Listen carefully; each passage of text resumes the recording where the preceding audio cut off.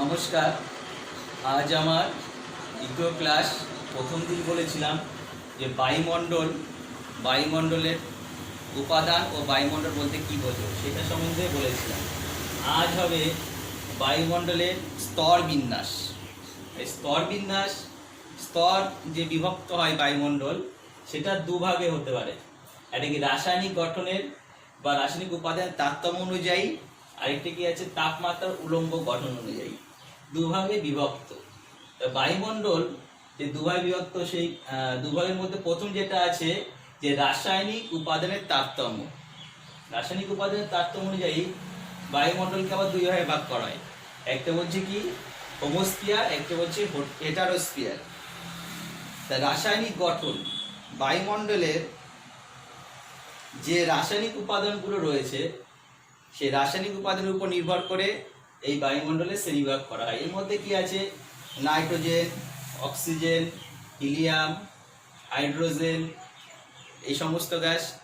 এছাড়া আমাদের ভূপৃষ্ঠের কাছাকাছি যেগুলো আছে, যেরকম ট্রপোস্ফিয়ার, স্ট্র্যাটোস্ফিয়ার, মেসোস্ফিয়ার, এই সমস্ত জায়গাগুলোতে যে মেঘ, বজ্রপাত, বৃষ্টিপাত, এই যে বায়ুমণ্ডলের উপাদানগুলো হয়, সেই উপাদানগুলি যে রাসায়নিক গঠন, এই রাসায়নিক গঠন অনুযায়ী দুই ভাগে বিভক্ত। তাহলে সর্বপ্রথম আছে কি হোমোস্ফিয়ার। হোমোস্ফিয়ার কি, যে ভূপৃষ্ঠের বা বায়ুমণ্ডলের যে স্তরে রাসায়নিক গঠন এবং উপাদানগুলি অনুপাত প্রায় একই রকম থাকে। এই রাসায়নিক গঠন এবং উপাদানগুলির অনুপাত যদি একই রকম থাকে তখন তাকে বলা হয় কি হোমোস্ফিয়ার। তাহলে ভূপৃষ্ঠ থেকে 80 থেকে 90 কিলোমিটার এর মধ্যে রাসায়নিক গঠন এবং উপাদানগুলির অনুপাত একই রকম থাকে। এখানে ছবিতে দেখতে পাচ্ছ যে এখানে একটা ভূপৃষ্ঠ রয়েছে, এটা সমমণ্ডল, আর এটা আছে কি বিষমণ্ডল। প্রথমে হচ্ছে হোমোস্ফিয়ার, তারপরে আছে কি হেটারোস্ফিয়ার। সমমণ্ডলটা কি ভূপৃষ্ঠ থেকে কাছাকাছি 80 কিলোমিটার মধ্যে অবস্থান করছে। এখানে দেখো ভূপৃষ্ঠ থেকে 80 থেকে 90 কিলোমিটার মধ্যে যে রাসায়নিক গঠন ও উপাদানগুলি একই রকম, তখন তাকে বলা হয়েছে কি হোমোস্ফিয়ার। তো হোমোস্ফিয়ারে আমরা কি জানি যে ভূপৃষ্ঠের 12 কিলোমিটার মধ্যে আছে ট্রপোস্ফিয়ার, তারপর আছে স্ট্র্যাটোস্ফিয়ার, তারপর আছে মেসোস্ফিয়ার। মেসোস্ফিয়ার 80 কিলোমিটার পর্যন্ত বিস্তার লাভ করে। মেসোস্ফিয়ার কিছু অংশ, মেসোস্ফিয়ার সম্পূর্ণ অংশ, এবং তারপরে যে থার্মোস্ফিয়ার কিছু অংশ নিয়ে এই হোমোস্ফিয়ারটা গঠিত হয়েছে। তাহলে এখানে কি পেলাম, ট্রপোস্ফিয়ার, স্ট্র্যাটোস্ফিয়ার, মেসোস্ফিয়ার ও থার্মোস্ফিয়ারের কিছু অংশ নিয়ে এই হোমোস্ফিয়ারটা গঠিত হয়েছে, যেটা ভূপৃষ্ঠ থেকে 80 থেকে 90 কিলোমিটার মধ্যে অবস্থান করে। এখানে কি হয়েছে, বায়ুমণ্ডলের যে রাসায়নিক গঠন ও উপাদানগুলো সেগুলো প্রায় একই রকম, তাই জন্য একে বলা হয় কি হোমোস্ফিয়ার। এরপর আছে কি হেটারোস্ফিয়ার। হোমোস্ফিয়ারের শেষ সীমা থেকে বায়ুমণ্ডলের শেষ সীমা পর্যন্ত, এই 80 বা 90 থেকে 10,000 কিলোমিটার পর্যন্ত, এই শেষ সীমা পর্যন্ত বলছি কি যে এই হেটারোস্ফিয়ারটা বিস্তৃত আছে। এখানে কি, এখানে এক একটি স্তরে এক একটি গ্যাসের প্রাধান্য দেখা যায়। সেই জন্য এই গ্যাসের পার্থক্য অনুযায়ী এক একটাকে একটা নামকরণ করা হয়েছে। যেরকম সর্বপ্রথমে আছে কি আণবিক নাইট্রোজেন স্তর, তারপর আছে কি পারমাণবিক অক্সিজেন স্তর, তারপর আছে কি হিলিয়াম স্তর, তারপর লাস্ট আছে হাইড্রোজেন স্তর। তাহলে এখানে নাইট্রোজেন গ্যাস ভারী এবং সেটা নিচের দিকে, সবচেয়ে নিচের দিকে আছে। এখানে কি আছে আণবিক নাইট্রোজেন হিসাবে আছে, নাইট্রোজেনটা আণবিক অবস্থায় আছে। এটা আছে কি 90 থেকে 200 কিলোমিটার। এই হোমোস্ফিয়ারের পরে 90 থেকে 200 কিলোমিটার পর্যন্ত কি আছে আণবিক নাইট্রোজেন স্তর। তারপরে আছে কি পারমাণবিক অক্সিজেন স্তর, তারপরে আছে সেটা কি পারমাণবিক অক্সিজেন স্তর। এরপর আছে হিলিয়াম স্তর, হিলিয়াম গ্যাসের যে স্তর সেটাকে বলছে হিলিয়াম স্তর। তারপরে লাস্ট হাইড্রোজেন গ্যাসটা সবচেয়ে হালকা, সেই জন্য হাইড্রোজেন গ্যাসের স্তরটা 3500 থেকে 10,000 কিলোমিটারের মধ্যে বিস্তার লাভ করছে। তাহলে এখানে এই কিলোমিটারগুলো আসে পরীক্ষায় যে আণবিক নাইট্রোজেনের স্তর কতটুকু, 90 থেকে 200 কিলোমিটারের মধ্যে এই নাইট্রোজেনের স্তরটা অবস্থান করছে। পারমাণবিক অক্সিজেনের স্তর 200 থেকে 1100 কিলোমিটারের মধ্যে অবস্থান করছে। আর হিলিয়াম স্তর 1100 থেকে 3500 কিলোমিটার মধ্যে অবস্থান করছে। আর হাইড্রোজেন গ্যাসের স্তর 3500 থেকে 10,000 কিলোমিটার পর্যন্ত অবস্থান করে। এবার তাপমাত্রার উলম্ব বন্টনের ভিত্তিতে বায়ুমণ্ডলের শ্রেণীবিভাগ। তাপমাত্রার উলম্ব বন্টনের ভিত্তিতে বায়ুমণ্ডলকে 6টি ভাগে ভাগ করা যায়। প্রথম আছে কি ট্রোপোস্ফিয়ার, তারপর আছে স্ট্র্যাটোস্ফিয়ার, তারপর মেসোস্ফিয়ার, তারপর থার্মোস্ফিয়ার, এক্সোস্ফিয়ার এবং ম্যাগনেটোস্ফিয়ার। তো এই 6টি ভাগ তোমরা দেখতে পাচ্ছ চিত্রে। এই ট্রোপোস্ফিয়ার নিচের দিকে আছে 0 থেকে 12 কিলোমিটার মধ্যে, আর স্ট্র্যাটোস্ফিয়ার 50 কিলোমিটারের মধ্যে আছে, তারপরে আছে মেসোস্ফিয়ার 80 কিলোমিটার পর্যন্ত, তারপরে আছে থার্মোস্ফিয়ার যেটা 600 কিলোমিটার পর্যন্ত, এবং এক্সোস্ফিয়ার আছে 1500, এবং ম্যাগনেটোস্ফিয়ার আছে 10,000 কিলোমিটার পর্যন্ত বিস্তৃত। এটা ভূপৃষ্ঠ থেকে উপর দিকে আস্তে আস্তে এইভাবে বিস্তৃত হয়েছে। সর্বপ্রথম আসা যাক ট্রোপোস্ফিয়ারে। সর্বপ্রথম কি আছে ট্রোপোস্ফিয়ার। ট্রোপোস্ফিয়ার, ট্রোপো কথার অর্থ কি? পরিবর্তন। ট্রোপো কথার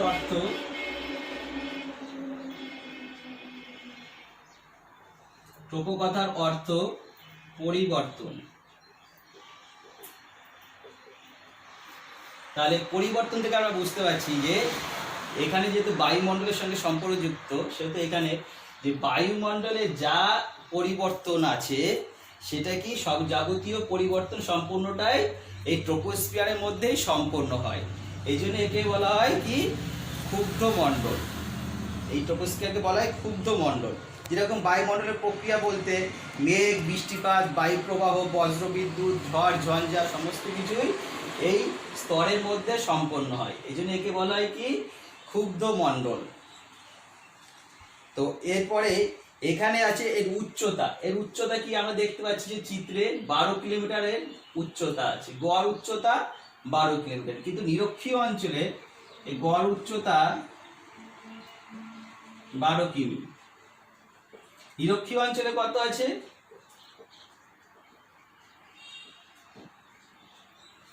18 কিলোমিটার। আর মেরু অঞ্চলে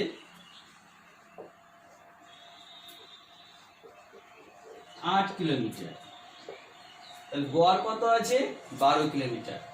তো এখানে কি হয়, আর যে জিনিসগুলো দেখায় সেটা কি এখানে উষ্ণতা। উষ্ণতা দেখো ভূপৃষ্ঠতে চিত্রে দেখতে পাচ্ছ এই উপরে এসে -57 ডিগ্রি সেলসিয়াস হয়েছে। তার কারণ কি ভূপৃষ্ঠে এই চিত্রে দেখো একটা লাল দাগের একটা লাইন রয়েছে। এটাকে বলছে উষ্ণতা বৃদ্ধি বা হ্রাসের একটা লাইন আছে বা গ্রাফটা করা আছে। তো এখান থেকে আমরা বুঝতে পারছি যে এখান থেকে যত উপর দিকে যাওয়া যায় তত কি উষ্ণতা আস্তে আস্তে কমতে থাকে। ভূপৃষ্ঠ থেকে যত উপর দিকে যাবো ট্রোপোস্ফিয়ার 12 কিলোমিটার পর্যন্ত তত কি হবে উষ্ণতা কমতে থাকে। এই হারে কিভাবে কতটা হারে কমে সেটা হলো 6.4 ডিগ্রি সেলসিয়াস প্রতি কিলোমিটার উচ্চতায় উষ্ণতা কমতে থাকে। একে বলা হয় কি উষ্ণতা হ্রাসের হার। কমতে যখন 12 কিলোমিটার উচ্চতায় আসে তখন কি টেম্পারেচার কত হয়? -57.57 ডিগ্রি সেলসিয়াস। তাহলে এইটা কি গেল ট্রোপোস্ফিয়ার। ট্রোপোস্ফিয়ারের যে ঊর্ধ্বসীমা তাকে কি বলা হয়? ট্রোপোপজ। ঊর্ধ্বসীমাকে কি বলা হয়? ট্রোপোপজ।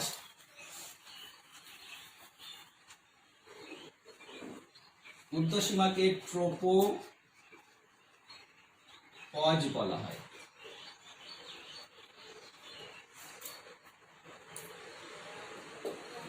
কি where mixing stops।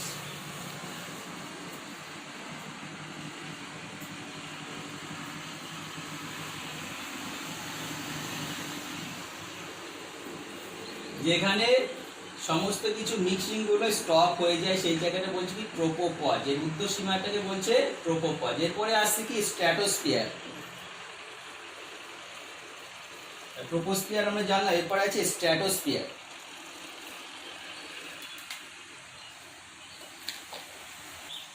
তো ট্রোপোস্ফিয়ারের পরে আছে কি স্ট্র্যাটোস্ফিয়ার। স্ট্র্যাটোস্ফিয়ারের ট্রোপোস্ফিয়ারের ঊর্ধ্বে যে বায়ু স্তরটা দেখা যায় তাকে বলা হয় কি স্ট্র্যাটোস্ফিয়ার। যে ট্রোপোস্ফিয়ারের ঊর্ধ্বে যে বায়ু স্তরটা দেখা যায় তাকে বলছি কি স্ট্র্যাটোস্ফিয়ার।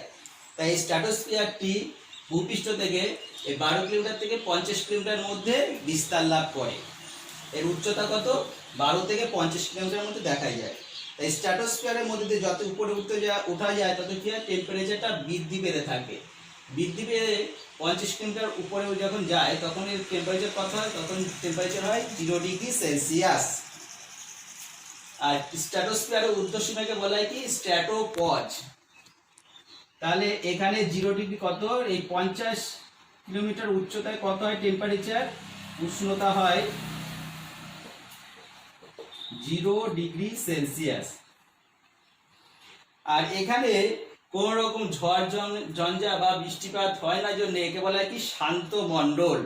এই শান্ত মণ্ডলের জন্য এখান থেকে কি এই স্তর দিয়ে জেট বিমান চলাচল করে, এই স্তর দিয়ে জেট বিমান চলাচল করে।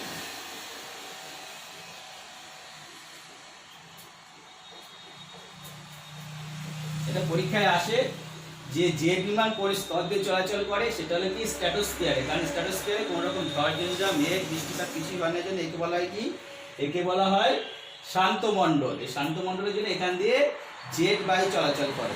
এখানে আরেকটি গুরুত্বপূর্ণ বিষয় আছে, সেটা কি স্ট্র্যাটোস্ফিয়ারে 25 থেকে 35 কিলোমিটার মধ্যে একটা স্তর দেখা যায়, একটা বাইরের স্তর দেখা যায়, যেটা ওজোন গ্যাস। ওজোন গ্যাসে একটা স্তর দেখা যায় O3, তো ওজোন গ্যাসের একটা স্তর দেখা যায়। সেই ওজোন গ্যাসটা কি করছে, যে পৃথিবীতে যে অতিবেগুনি রশ্মি, সে অতিবেগুনি রশ্মি আসার থেকে একটা ছাত্রীর মতো কাজ করে, পৃথিবীতে সরাসরি আসতে পারে না। তারপরে পৃথিবীতে জীবজগৎ এই অতিবেগুনি রশ্মির ক্ষতিকারক প্রভাব থেকে রক্ষা পায়। তাই এটা গেল কি স্ট্র্যাটোস্ফিয়ার। তাহলে স্ট্র্যাটোস্ফিয়ারের উপরে কি আছে, মেসোস্ফিয়ার। মেসোস্ফিয়ার যেটা ভূপৃষ্ঠ থেকে 80 কিলোমিটার পর্যন্ত বিস্তৃত আছে। আর স্ট্র্যাটোস্ফিয়ার যে 50 কিলোমিটার, তারপর থেকে তোমরা যে 80 কিলোমিটার বললে 30 কিলোমিটার পর্যন্ত এই বিস্তৃতি আছে। তাই মেসোস্ফিয়ারে এসে কি হচ্ছে, মেসোস্ফিয়ারে এসে পৃথিবীর তাপমাত্রা আবার কমতে থাকে, কমতে কমতে 80 কিলোমিটার উচ্চতায় এসে কত হয়, 85 ডিগ্রি সেলসিয়াস। 80 কিলোমিটার উচ্চতায় যখন আসে তখন কত হয়, -85 ডিগ্রি সেলসিয়াস টেম্পারেচার হয়, -85 ডিগ্রি সেলসিয়াস টেম্পারেচার হয়। তাহলে এখানে কি কি দেখা যায়, এখানে দেখতে পাওয়া যায় যে এখানে উল্কাপিণ্ড যে আসে পৃথিবীর দিকে ছুটে আসে, উল্কাপিণ্ডগুলো এইখানে এসে পুড়ে ছাই হয়ে যায়, এখানে এসে উল্কাপিণ্ড পুড়ে ছাই হয়ে যায়।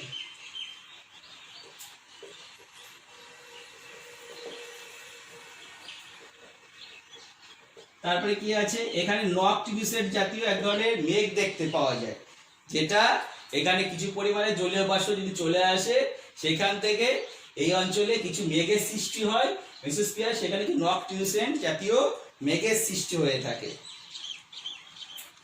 আর এর উচ্চতা যে 80 কিলোমিটার উচ্চতার পরে এখানে মেসোপজের সৃষ্টি হয়। মেসোপজের পরে আছে কি থার্মোস্ফিয়ার। তাহলে থার্মোস্ফিয়ার এবং মেসোস্ফিয়ারের মাঝে যেটা আছে যে স্তরটা, সেটা বলছে মেসোপজ।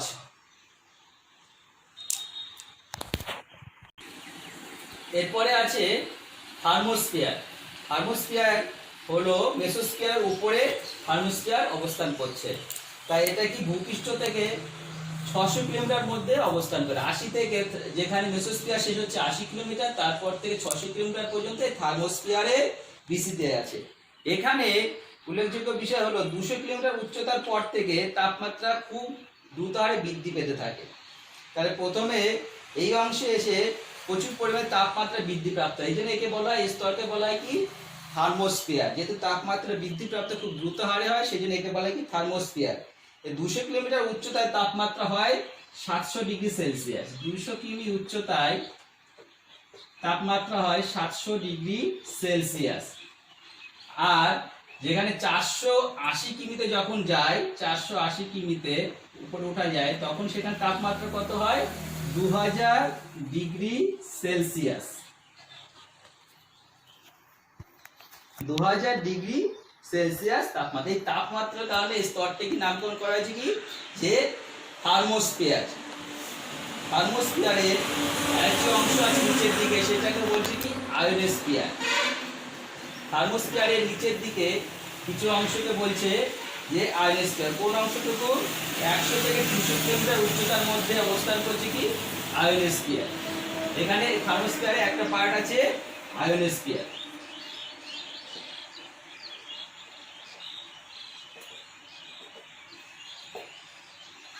আয়োনোস্ফিয়ারে কি হচ্ছে, এখানে বায়ুমণ্ডল আয়নিত অবস্থায় থাকে। এখানে কি হয়, বায়ুমণ্ডল আয়নিত অবস্থায় থাকে।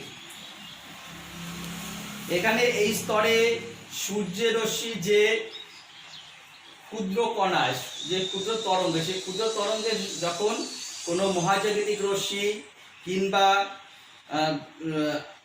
রঞ্জক রশ্মি কিংবা অতিবেগুনি রশ্মির সঙ্গে প্রতিফলিত হয়, প্রতিফলিত হলে তার সঙ্গে বিক্রিয়া করে এই স্তরে ইলেকট্রনে ভেঙে যায়। ইলেকট্রনে ভেঙে গেলে এই স্তরে নেগেটিভ এবং পজিটিভ দুই ধরনের আয়নের সৃষ্টি হয়।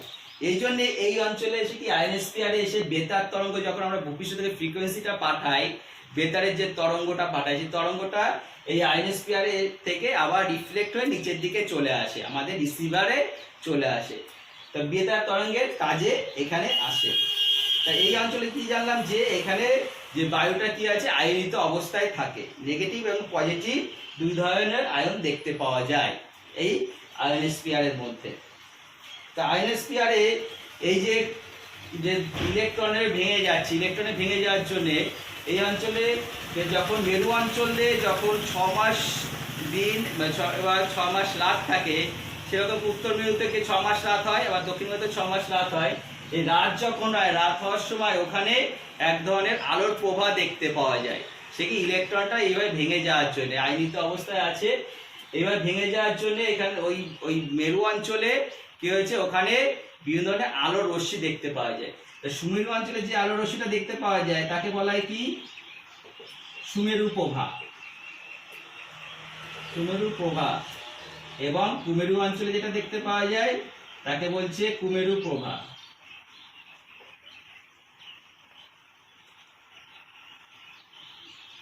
এটা গেল কি থার্মোস্ফিয়ারে, পুরোটা জানলাম যে থার্মোস্ফিয়ারের মধ্যে একটা পার্ট আছে কি আয়োনোস্ফিয়ার।